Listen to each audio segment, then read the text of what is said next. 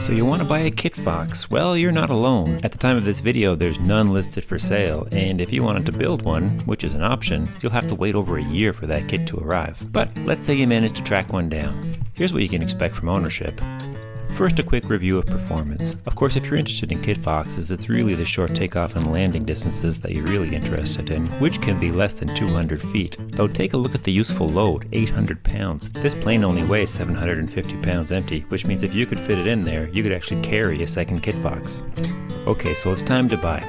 If you manage to find one for sale, they could be anywhere from $65,000 up to $160,000. Because these are amateur built, they could have a variety of engines and avionics, so prices will vary.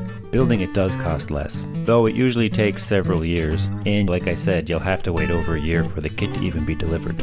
Well, now you own a Kitfox. This is what you can expect costs to look like from here on in.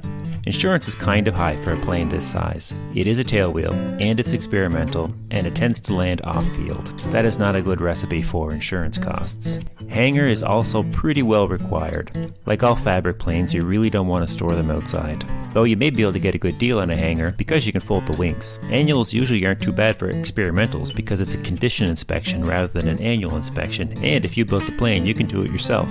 This plane burns about 5 gallons of fuel an hour, but it will burn car gas, so it's not that expensive. Engine reserves for a Rotax 912 are about $6 an hour. The overhaul costs about $12,000. Another $5 an hour for miscellaneous maintenance isn't a bad idea.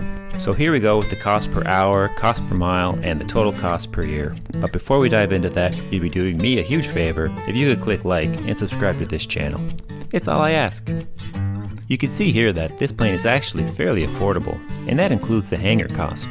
Now, if you live in the country and have access to empty space where you can take off and land, and some sort of a barn or garage where you can store your Kitfox, you are in for a real treat. Once you remove the hangar from the equation, the costs are dramatically reduced.